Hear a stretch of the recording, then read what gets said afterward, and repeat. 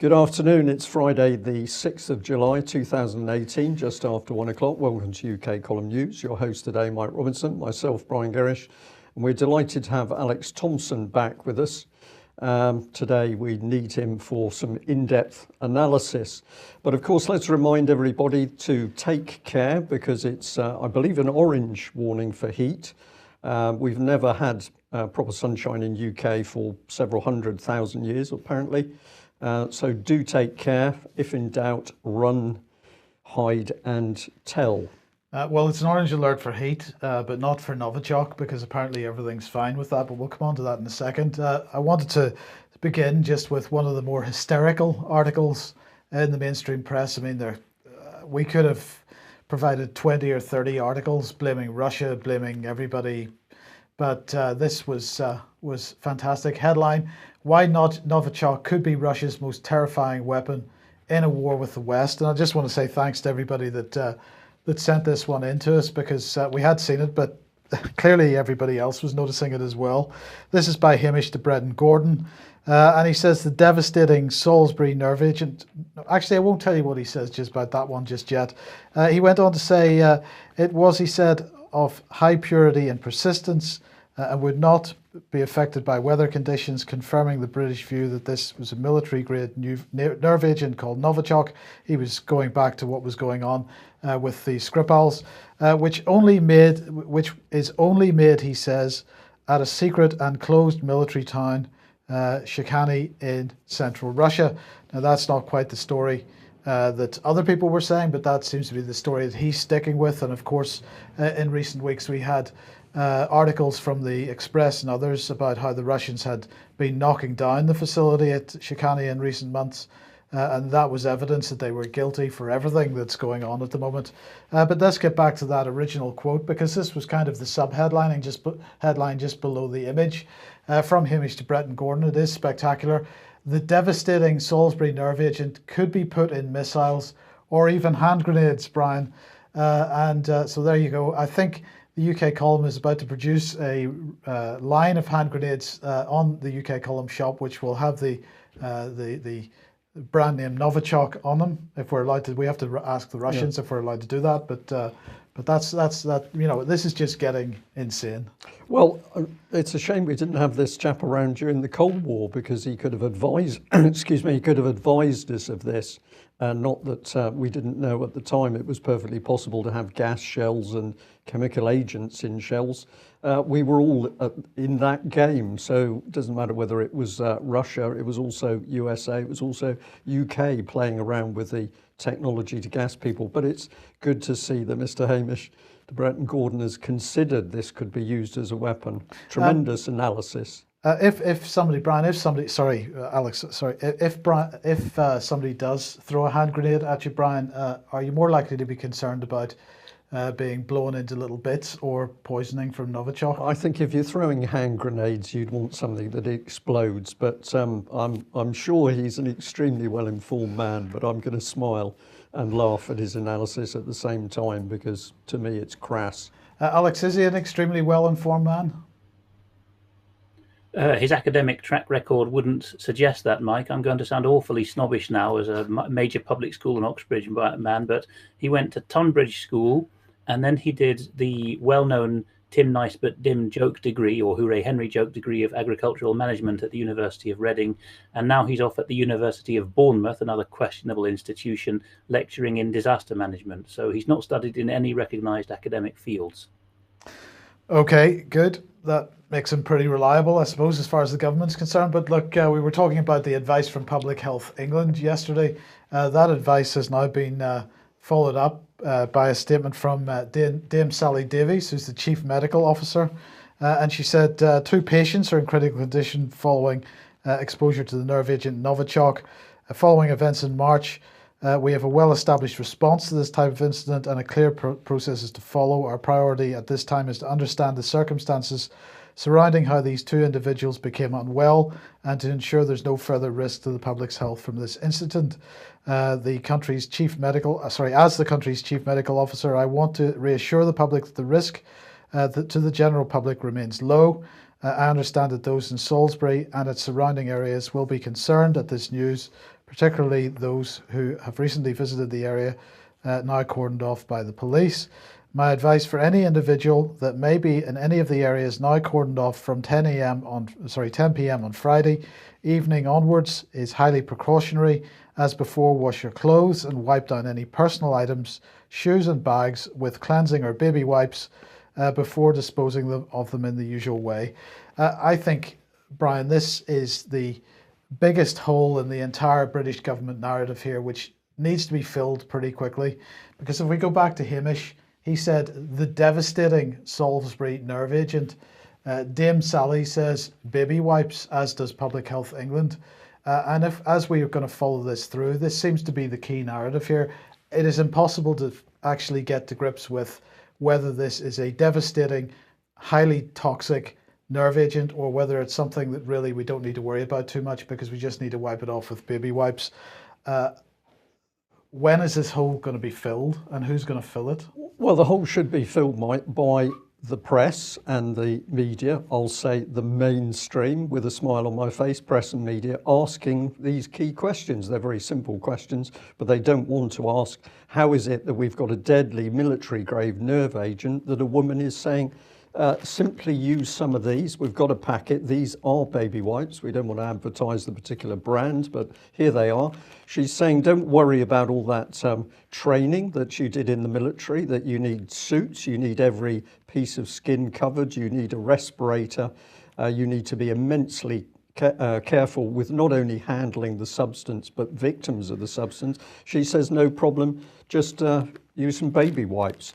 The position's untenable. Well, let's jump on to this one, and thank you very much to the person who sent us through the heads up. But apparently Swindon Fire Service tweeted out a little while ago that they'd attended an event, but the event was basically drug related. So this was the tweet. We'll just blow it up a little bit on screen. 77-mile round trip for our operational support unit last night to Amesbury. Thankfully, the incident wasn't serious and our decontamination shower wasn't required. And let me just see if I can read you the smaller print in here. We're having a few, there we are, let's see. Inset, it's not very clear, but it says an incident in the King's Gate area of Amesbury on Saturday night, June the 30th, is thought to have been a drug-related medical episode. More than 10 emergency vehicles arrived on the scene from police, ambulance and fire service. A number of roads around the estate were closed for a time, but reopened within a couple of hours. So that tweet went out at 7:48 a.m. on the 1st of July 2018. And of course, many people picked up on the fact that it was talking about a drug-related episode. And then, mysteriously for some, that tweet was taken down from the fire service Twitter page. We called them this morning. I've got to say, we spoke to an absolutely charming lady who was very happy to talk about why they'd done what they'd done and to give me an explanation. I'll take you through the key points here. This is what they had to say. The Twitter page is run as a voluntary initiative by a fireman, and it was taken down because of the volume of responses. So he put up a tweet in good faith. What happened was they then had a barrage of public responses, which I'm going to interpret.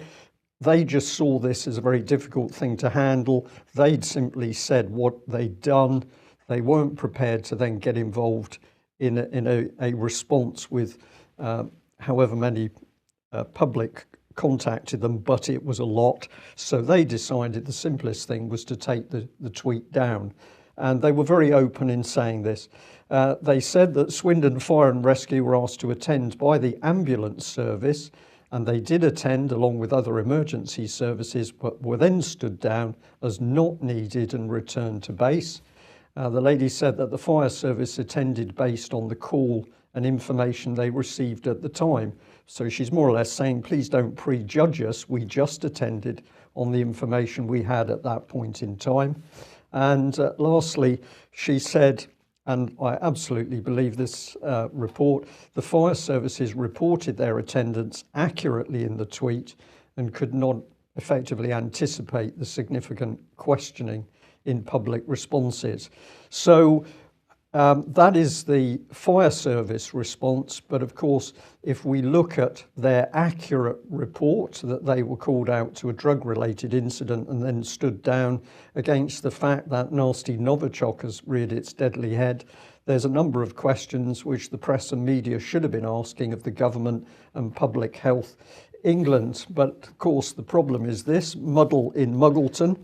Well, before we move on to that, can I just ask, why would a fire service team that includes a shower for decontamination be called out to a drug-related incident? Well, my take on this, Mike, would be that the ambulance service probably reacted in the same way. They got to an incident, they found 2 unconscious people, they would have already been briefed on the high alert in the area. So they took a sensible precaution. I'm going to defend them. I don't know, but the ambulance service says, blimey, we've got 2 unconscious people. We had 2 unconscious people before. We better get some proper backup.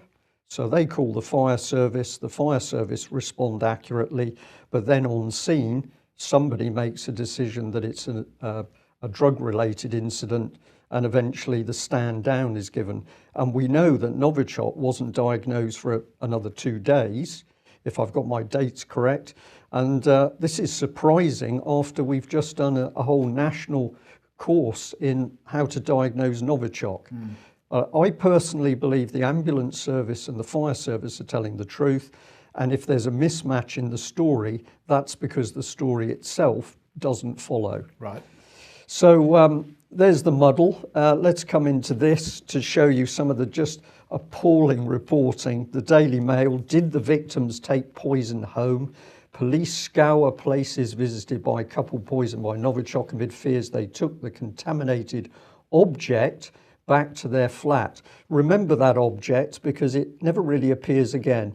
A tale of Daily Mail poisonous reports. This is unbelievably bad reporting. And they put together a very senior team to do it. So they had Chris Greenwood, senior crime reporter, Amin Simaz, Tom Payne here, and this lady, Georgia Edkins. So they needed a team of 4 to construct this story. Let's have a look. Detectives believe a couple fighting for their lives after finding a discarded nerve agent. Is that the object? A discarded nerve agent. What does that actually mean? It's not clear. Hundreds of officers are searching for a contaminated item left behind by the would-be killers targeting a Russian spy. What item? Police, sorry, I'll just highlight that one. Police are scouring the home of Dawn Sturgis, 44, and boyfriend Charles Rowley, 45, for the remains of the deadly Novichok used in the assassination plot.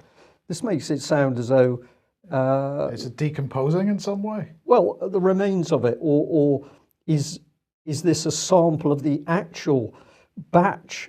No, how do I describe this? The actual Novichok that was used, some of it was put on their door handle, was it apparently? And then the rest of that Novichok somehow found its way into these people's hands.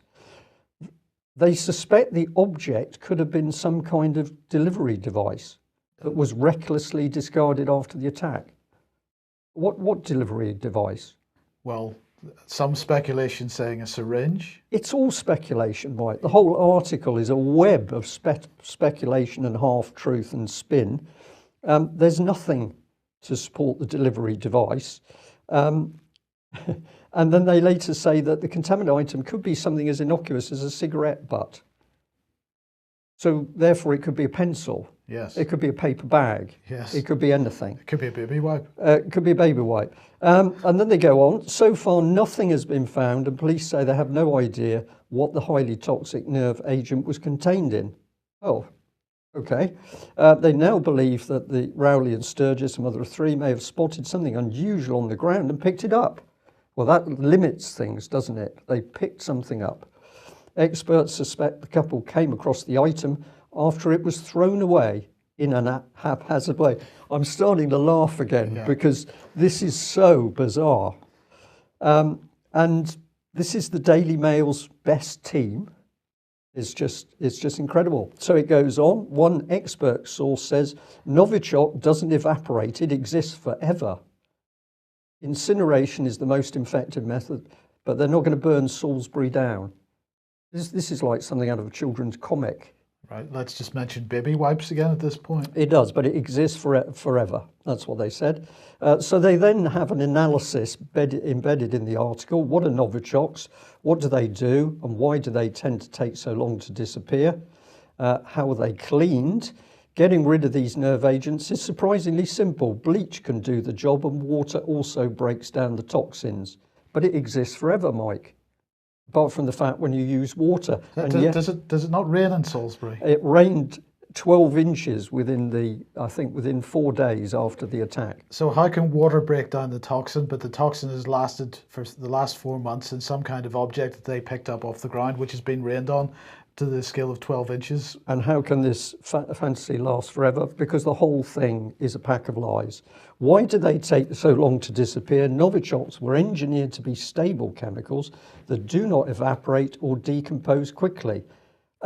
Well, they're going to evaporate if you give them long enough, and we already know water can actually deal with them. That's why the military use vast quantities of water to decontaminate tanks and ships. So if this is analysis by the Mail, it's crass. Why are people being advised to wash their clothes? Water can break down Novichoks, but they last forever, Mike. But where do they come to use those baby wipes? And then we'll bring in this man, Philip Ingram. So we've got another expert. And what does he say? They could have thrown it under a hedge. They could have thrown it into a school playground. They could have put it under the seat in a local train. By not focusing on what the authorities have done, they've put the public at risk.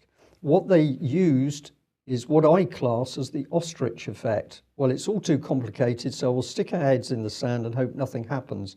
Unfortunately, something has happened. This man's talking gobbledygook, and the Mail is just reporting it without any form of analysis. Alex, I am beginning to wonder whether it's me, but I am reading this stuff. It's a mixture of spin, lies, half-truth, fantasy. It's impossible to pin this language down. Drugs? If I'm permitted a second snobby public school in Oxbridge remark, there's one chap on the Daily Mail senior investigations team who's been sensible enough not to burn his fingers on this, even though his title is something like senior investigations reporter, and that's my old classmate Guy Adams, who was top scholar together with me at rugby in my class. And I'm not surprised he hasn't touched it with a barge pole, even though his title would probably be the best suited for sleuthing here. They've had to bring in people who can't write for toffee. And this is a bit ironic because I remember 10 years ago there was a big push at GCHQ to professionalise our until then very boring reporting style. And we had to bring in bullet points which were actually mirrored on the Daily Mail's use of 4 or 5 key points under the headline, and write more like the Daily Mail, like a mid-market tabloid come broadsheet was the advice given in a series of reporting initiatives. And yet the Daily Mail itself now is coming up with the misrelated participles and unspecified topics that we got black marks for 10 years ago at GCHQ. So the press reporting has actually collapsed. I think that's a good way of putting it. If we've got a foreign country, allegedly Russia, dumping weapons-grade nerve agent into UK cities, and we've got this fantasy, this pantomime going around, the government has actually broken down. We have not got a government capable of running this country and protecting us. I think this is breakdown, and the press are demonstrating the scale of the breakdown. Well, the question in my mind, Brian, has been why, and I'm just going to throw this as a speculative suggestion as to why this is happening and why it's happening now. And that is this: Trump and Putin are about to meet next week, and well, they don't want it to happen. Who doesn't want it to happen? Well, Theresa May's fat controllers don't want it to happen. I'll just remind everybody, of course, that a few weeks ago at the G7, she agreed with the other G7 leaders to establish a rapid response mechanism, which would allow the G7 to, as a group, assign blame for certain events, chemical weapons events, for example, biological weapons events. And of course, this was followed up with Boris Johnson heading off to the OPCW to campaign for attributing responsibility for an attack. He said that this was part of the OPCW's technical remit, and they eventually got the OPCW member states to vote in favour of this initiative for the ability to attribute responsibility. Now, I'm fascinated by the fact that the OPCW is absolutely silent on this latest Amesbury event. They haven't said a word about it. There's no sign of them being called in. There's no sign of them offering any statements on this. But Alex, what are your thoughts on the possibility that the Trump-Putin meeting is the target for this? It might sound a long shot to people who are not au fait with it, but the themes of press reporting are very much set editorially, and you and I and Brian all have our contacts in mainstream media who will kind of breathlessly tell us conspiratorially, well, we're interested in what UK column's talking about, but there's an editorial veto on it. These things do exist, and where do the editors go? They go off to Bilderberg, they go off to dining clubs like Mansion House and the other City of London ventures, they go off holidaying with the kind of people who set the financial agenda, and it's the financialists, the vipers, who are absolutely petrified of Trump starting a revised version of their own New World Order, one that brings more prosperity. While we're knocking the Daily Mail, I forgot to mention one from last week when the story broke. The couple in Amesbury was said by the captions editor to have been omitted to hospital. I think they omitted their judgment there. Indeed, right. Well, Theresa May and Angela Merkel were meeting yesterday. Aren't they looking very fetching there, smiling and giggling to each other? We believe that what was said was that you said Novichok. But anyway, Theresa May met Angela Merkel in Berlin. They were discussing UK's withdrawal from the European Union. They were discussing shared priorities for the upcoming NATO and Western Balkan summits. A Downing Street spokesperson said during the Prime Minister's meeting with Angela Merkel, the two leaders held productive and positive talks on a range of topics.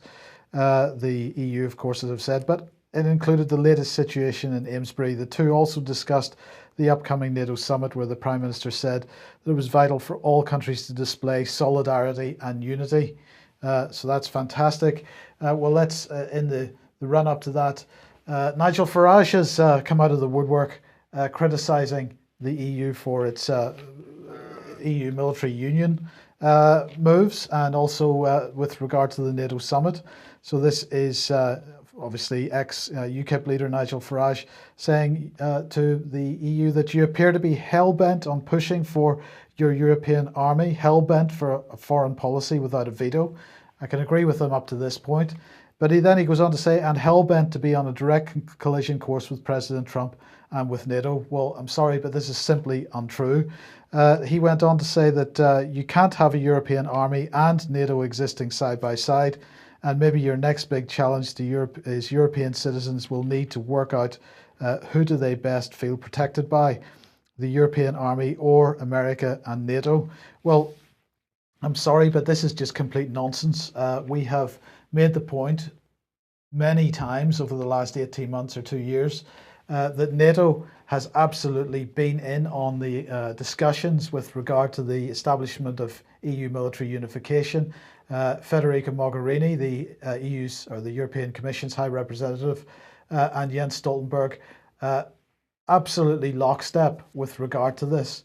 And so any suggestion that NATO is not on board with EU military unification is obfuscation at best, and significantly worse, I believe. But anyway, Edward Lucas then today has followed up on his hysteria last week by pushing a report on the BBC, and you can see the style of it here. It's a big budget report on the BBC with regard to Trump and NATO. Because, of course, they're all really concerned about Trump's, as I said a second ago, Trump's meeting with Putin. They're concerned about Trump threatening to withdraw troops out of the European Union. Alex, the bottom line here is that the reason that Trump is making these threats is these are follow-up threats to the threats he made last year at the NATO summit when they inaugurated the new NATO HQ. He is absolutely determined that European countries should put more money into defence, and so his threats to withdraw US troops from Europe are to do with that, to do with getting the European Union to contribute more to defence, And I don't see any evidence whatsoever that Trump actually is in any way negative to the idea of EU military unification. No, Mike, he isn't, because to a large extent he still takes his cues from Wall Street and the City of London, albeit in a different form. And it's always been the Anglo-American financial and the Swiss financial model to get EU military union. And even with the best will in the world, if you're a US president, one who's come from sideways and not from politics, you only have a very vague idea of Europe. I'm not belittling his intelligence. He knows very well the specifics of Britain and even of Scotland. But Americans do tend to see, for pragmatic purposes, as Kissinger said, Europe as a single place for military and security purposes, and they do want a single pair of hands to take care of it, at least a single phone number to call. It's a question of financial rationalization. What makes Trump and Putin's governments different from that of Britain and Western Europe, I think, is that they're predictable. They actually say what they're going to say to do and stick to it. This is why they get so much detraction from the Anglo-French press, shall we say, where random government, a kind of anarchy, is the order of the day. Keeping the government, keeping the people guessing, keeping them on their toes. Both Trump and Putin have said in their geopolitical campaign structures, their platforms beforehand, exactly what they're going to do, what they expect of countries. He wrote to Norway's Prime Minister, President Trump did, with this letter. The only reason that's been published is because the Norwegian press has a habit of doing that, just as when Prime Minister Edward Heath here in Britain wrote to the Norwegian Prime Minister in '72 and said, please help me stitch up the fishing deal for entry into the EEC, as it then was. These letters were sent to other prime ministers, but it's only the Oslo press that brought it out. So, we get a little glimpse behind the scenes, but the key issue, I think, is that President Trump is communicating to all European leaders what he expects, and indeed he is probably expecting some degree of burden sharing. Can I just add a bit to that, and I'll cover it next week, but astonished that somebody sent me a BBC report which was all about the use of tarot cards and black magic spells to try and bring Trump down. This was quite a major article from the BBC, and what section did they have it in? Their business section. So I'm not sure what the BBC is playing at the moment. Well, I think I do, but just an astonishing report from the BBC. Okay, sticking with defence then, we've been talking about what's been going on with Rolls-Royce over the last few weeks, and of course they've been cutting jobs, and particularly management jobs, so looking like a restructuring situation going on. Well, here we've got more restructuring. Rolls-Royce Holdings has said that it's going to sell its commercial marine business to Norway's Kongsberg Gruppen ASA for £500 million. Brian, Alex, this looks increasingly like Rolls-Royce getting itself organised towards some kind of acquisition. Alex, you've got your hand up there. What are your thoughts on this? Heretofore, thanks to David Ellis, we have known that China wants its mitts on Rolls-Royce's small engineering, particularly the compact engines. What the Norwegian arm of Rolls-Royce has done has been to produce the big marine engines, which go back to post-Second World War models, very high-powered, reliable engines suitable for warships. Very interesting that these are being sold to Kongsberg, because the Norwegian Kongsberg Group is just going into partnership with German conglomerates. If my memory doesn't fail, I think it's Rheinmetall, but certainly a major German conglomerate is actually teaming up with Kongsberg for marine and aviation engineering. And these engines with minor variations can be fitted into bombers just as easily as into warships. So it looks very much like the German core of EU military union wanting Rolls-Royce technology again, so confirming David Ellis's plans. And to complete the conspiratorial aspect, this is often being done with Boeing's connivance. The pieces are shuffled so as to remove the European competition to Boeing's hegemony. But what we're seeing here is continuing consolidation in the European defence industry. Very much so, and with bearing in mind what we reported yesterday and the whole trajectory of this, we're going to end up with a situation ere long where there is a single transcontinental blob, which isn't even European within Europe. It's going to have as much American elements to it as it has European. It's going to be the global arms cartel blob brackets Europe, producing arms for a European supranational military structure. Yeah. Okay, thanks for that, Alex. Now, yesterday, the vote on the digital single market, this was copyright directive, took place in the European Parliament. 627 votes in total, 318 voted against it. So this was the copyright directive, which was going to bring in the potential link tax, so-called link tax, and also the requirement to have some kind of content ID mechanism for uploads to the internet. Now, what happens now is this is not the end of the story. This goes back to the drawing board. I mean, basically, the criticism on this wasn't the ideas behind it as such, but merely the implementation of it, in the sense that the language that was used in the directive was too broad. There was criticism that it lacked understanding of how the internet worked. So that goes back to the drawing board, and then we'll go back for another vote in September, mid-September. So this is not over yet, and I suggest that anybody that's interested in that particular issue needs to keep active on it, because it won't go away. And it's so dangerous. Absolutely, yes. Now, Alex, let's go to Scotland briefly. ScotGov argues that prisoners will be prisoners. This shocker was actually brought to my attention by Kenneth Roy writing in the Scottish Review, which is the closest thing Scotland has to a mainstream dissident title, not completely in hock to the Edinburgh government.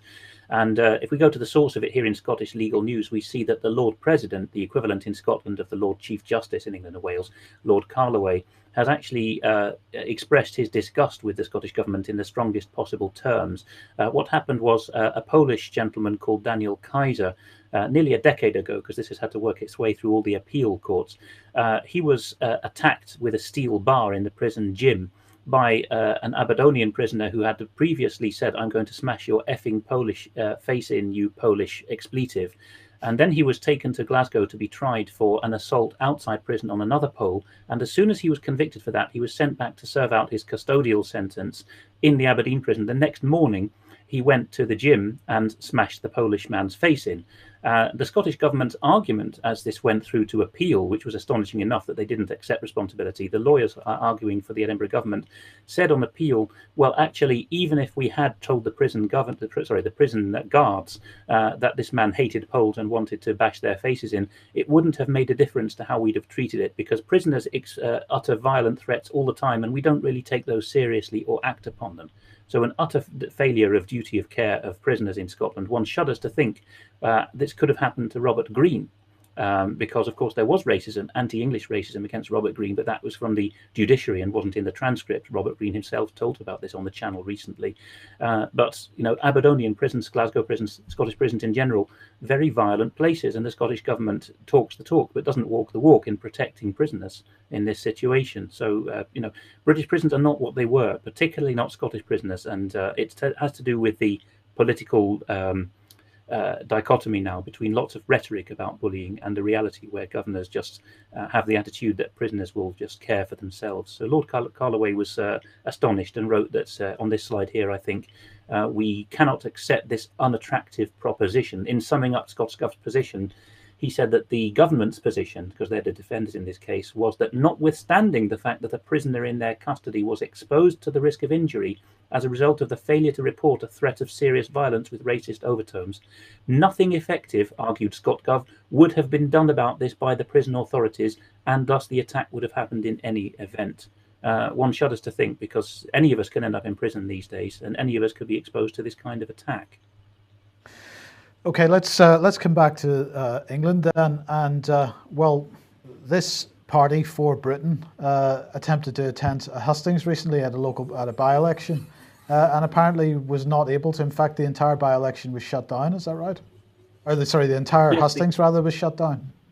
The hustings was shut down, and what's at contention here is the circumstances and decisions involved in deciding to shut it down. The deputy leader of For Britain, not a party I have a great deal of sympathy with, and I think most of our viewers don't either, some perhaps, has written to Cressida Dick, the notorious common purpose commissioner of the Metropolitan Police, of course, a key culprit in the Jean-Charles de Menezes shootings of the 21st of July 2007. And what he writes to Mrs. Dick, or Ms. Dick, I suppose we have to say, is that despite the party's security team clearly informing the local police of the event the day prior, And despite widely publicised threat of a substantial demonstration against us, your colleagues, that would be the Lewisham branch of the Metropolitan Police, manifestly failed to ensure our ability to safely attend the event. He describes a large baying and aggressive crowd gathering outside the venue. And he says, we made your colleagues, that's the Lewisham local cops, that we were en route. We do not think it a coincidence that shortly before we arrived at the venue, keywords here, the police shut the event down and instructed us not to attend. That is the claim of the For Britain party in the matter. A formal complaint is going in. Now, to some extent, this is corroborated from both left and right. So from the Antifa-style left-wing extremists, we have a gloating claim that they, the anti-racists, as they call themselves, stopped Anne-Marie Waters. And in reporting that, they actually talk about forming a human barrier where Anne-Marie Waters had been due to speak, and confronting the thugs of the right, and so on. And these thugs, so-called, left after being confronted by local anti-racists who humiliated the little Hitlers. Well, that's not just left-wing rhetoric. Here at Politics Home on the right, we have a report on it, which describes, and you have a picture there of the police forming up to expel troublemakers from the area. What they're saying here is that candidates who made it inside, i.e. there was a blockage of some people, including Waters, getting near it, she's the local candidate, they managed to make their opening remarks before officers asked the event organizer, John Hamilton, to close the debate down. So this is the key spin, I think, involved. The police asked, we know how police ask people things these days, they asked the hustings organizer to close the event down. So the constitutional question is, who closed this down, and was this the first time in British history that an election hustings was intimidated or cancelled, or was it a decision by the organizer himself? If the latter, which is the police spin, then of course no constitutional breach has occurred, but I don't believe it. On the next slide, we see people in their own words talking to Politics Home. Mr. Hamilton himself says it was a triumph for mob rule. The Liberal Democrat candidate says that the toxic and threatening atmosphere outside the hustings was totally inappropriate. And the Met's own spokesman talks about the permission of the event organizer, but it's with the permission of the event organizer. So the decision is clearly the police decision. And in passing, I also note that, as you mentioned recently, Mike, there's confirmation here that there is such a thing as de-arresting people where there's supposed breaches of the peace or public order offences. A murky scenario, and I'm not an advocate of Anne-Marie Waters' tactics, but I have to say that this is a decision taken by perhaps the worst borough of the worst police force in the country. If we just cast our minds back a few months, there was a house burglary where a notorious criminal family, a clan really, was given police protection to hold an elaborate taunting funeral passing right in front of the house where the victim had died. So it's, or been confronted at least. I don't recall whether he died. I think there was a death involved. I don't know what you two have to say about these events. Well, I think they're symptomatic of where the country is going. More and more reports we see on a daily basis are showing that we are not in a democracy. We are on a knife edge, really, to a dictatorship. Communitarian, we could discuss what sort of dictatorship, but we're seeing very dangerous situation. And as we keep pointing out, if there is violence on the streets, if that violence happens, then it gives the government opportunity to bring in curfews and bring in a full shutdown. Very dangerous times, I think. Alex, from my point of view, I'm also not a fan of For Britain, but they are a political party which is accepted and regulated by the Electoral Commission, and whether or not I like their views is irrelevant. When Brian stood for election to a seat in Plymouth in 2010, he was refused an opportunity to speak at the hustings on the stage with the other mainstream parties.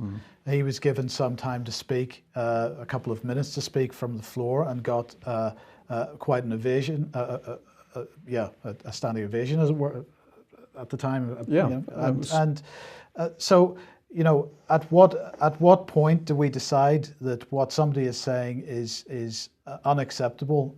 Surely, if we are a democratic society and somebody is accredited party by the Electoral Commission, so they're not a prescribed organisation, then they have to have a right to speak. Otherwise, we do not have free and open elections. And it doesn't matter to me that I don't agree with their point of view, that my opportunity to question them surely is my right. The key thing I think that's gone wrong, Mike, is that since about the 1950s, people have allowed private venues masquerading as public spaces to host these hustings. Often these are Church of England venues. I recall when Craig Murray, the former diplomat to Uzbekistan, wished to stand against Jack Straw, who was then the foreign secretary and his former boss, in his constituency of Burnley. The local Anglican cathedral, I think it is in Burnley, certainly a major church, actually held a hustings, and there's BBC footage, no less, of the verger or warden of that cathedral ushering Murray out and saying only the mainstream candidates are allowed a space. If the C of E in particular, and it's happened down your way in Exeter as well with Brian watching the goings on, if the C of E wants to play a public service and host hustings, it must host every registered candidate. Otherwise, it is playing a political game. So we really perhaps have to go back to public spaces. With an eye on the clock, Alex, I'll just say the particular church that was holding the hustings was the Methodist Church in Plymouth. And I only got in by saying, well, clearly this is not a Christian church because you're not giving people the right to speak. And eventually they backed down. But as Mike's just said, I wasn't allowed to join the other candidates on the platform. I had to speak from the floor. I was standing at that time as an anti-corruption independent. And I'll just add that when the BBC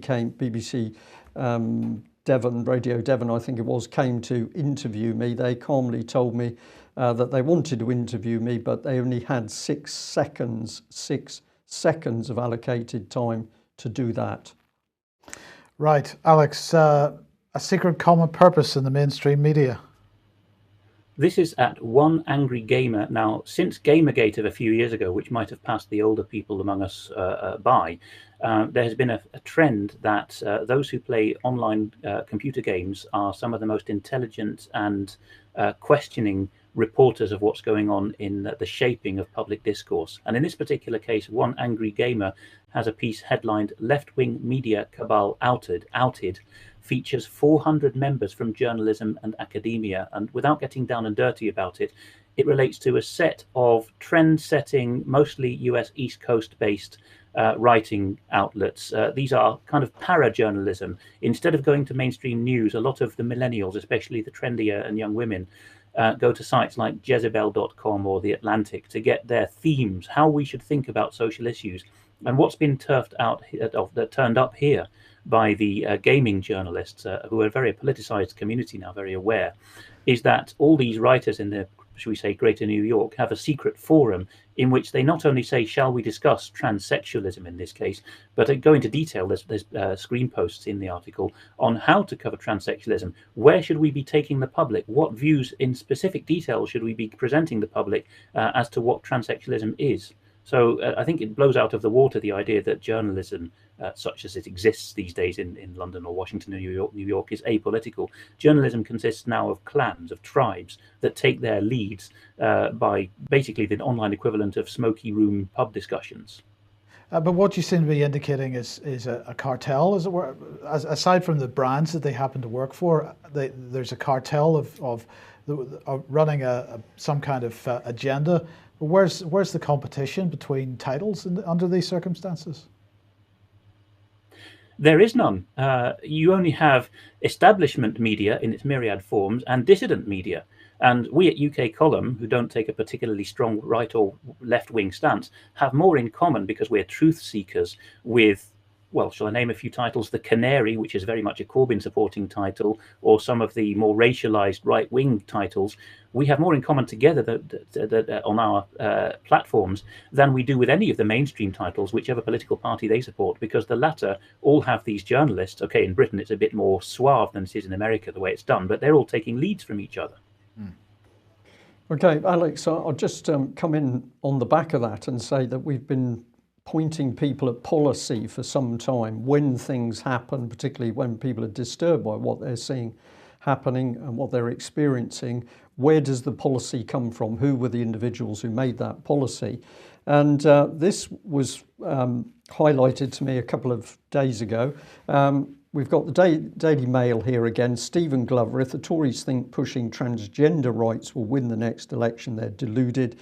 And I've picked out a sentence underneath. He's asking, is this classic displacement activity? In part, certainly. In political terms, it's the equivalent of fussing over the menu in the House of Commons while the whole Palace of Westminster goes up in flames. Encourage people to read this article because there's some very good stuff in it. But I get the impression that Stephen Glover really doesn't know what he's looking for. But let's come into this from the angle of where does the policy, in this case transgender, come from? Well, this is Theresa May. So she was quoted, "The government will ease the path for those who want to switch sex. I want to see a process that's more streamlined and demedicalised. They should not have to go through an invasive medical process. I also promise to ban conversion therapy, which is supposedly being used to persuade people to stop being gay." So we've got a Novichok attack on the soil of UK. We've got the NHS falling apart, but Theresa May is concentrating on transgender. I say why. Penny Mordaunt comes in on this article as well. Penny Mordaunt was also playing to the gallery when she inveighed against conversion therapy on BBC Radio's 4's Today programme on Tuesday morning. Presumably she hoped that her undertaking to ban this form of treatment, which seeks to persuade people to repudiate their innate sexual inclinations, would endear her to the LGBT community.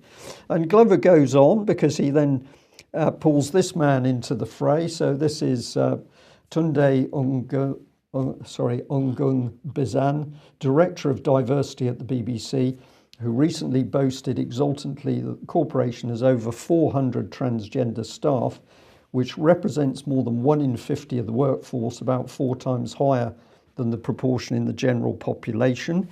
And there's a little bit more here. Tunde, of course, wishes there were many more of them. He believes the BBC is not diverse enough, and in particular averred that more lesbians are needed there. So N. Glover comes in with this: surely the concept of self-identification is near madness. I cannot for the life of me understand why a hard-headed government facing grievous difficulties should be wasting its time flirting with such lunatic ideas. But of course, these are not lunatic ideas. They've come in policy. Where have those policies come from? Well, we can jump to The Guardian. UK lobbies for trans rights in the UN treaty, but allows the term pregnant women. That's because they wanted to get rid of the term pregnant women, and you could just be a pregnant person or pregnant people. And who's in this article? We're talking 2017 here. The government will ease the path for those who want to switch sex. I want to see a process that's more streamlined and demedicalised. So that first one was from the Mail. This is the bit that she then says in The Guardian a year earlier. Last week, Theresa May pledged to press ahead with plans to let people officially change gender without medical checks. Speaking at the Pink News Awards dinner, May said she was committed to improving trans rights. We're determined to eradicate homophobia, transphobic bullying. We've laid out plans to reform the Gender Recognition Act, streamlining and demedicalising the process for changing gender, because being trans is not an illness and it should not be treated as such. So a year earlier, we can see that actually Theresa May and the whole of the UK government were attempting to use the UN in order to force this policy through. So follow the policy, follow the people creating the policy, and we start to see where this agenda, which Glover calls lunatic, I prefer to say immensely dangerous, is coming from. What do you want? Some comment from Alex? Well, Alex has got a topic here on giggles, but I think he'll probably want to go to Hofschröer. Yes, I think we should actually do that because we are absolutely out of time. So Alex, you want just to remind us again about Hofschröer, yes? This is just a quick reminder from yesterday that Barbara Hofschröer is continuing to be held by York Social Services. The address to write to her is there. She has a particular request now that she's banned from seeing people taken by the social workers, so-called in her best interests, that she should at least receive comforting letters and encouraging letters. One update since yesterday on Peter Hofschröer's side. He's in mental incarceration in Austria. is that he's been banned from using the fax. This comes after he saw through the glass front of the office on his closed ward, Dr. Meyer, the ward doctor, rifling through his faxes, which of course is a contravention of the telecommunications laws. It would be in any European country. And he confronted Dr. Meyer on this. He continues to receive only sporadic access to the arthritis medicines that he's supposed to be given every day. And so his legal and communication and medical requirements are all being openly flouted now by the LKH hospital in Graz, the Sigmund Freud Clinic. Fortunately, there's some local people on the case trying to assist, and his own appeal against the mental incarceration is awaiting judgment.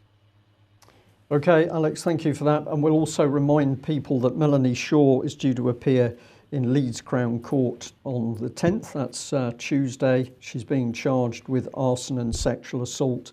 And I'll add that if you're in the local area and can attend, it's possible Melanie won't attend court, but it would be so valuable for any members of the public to be able to enter court, to listen to what's being said and to understand what's being planned for Melanie. So if anybody can attend that court hearing, that would be really excellent. Please be polite, measured, well-behaved, as always, for Melanie's sake, apart from anything else. But we'd be very grateful of any feedback from that hearing. That's it for today. Alex, thank you very much for joining us. We'll leave people to think about the mixed muggle of Novichok. Yes. Thanks for joining us. Bye-bye. Bye.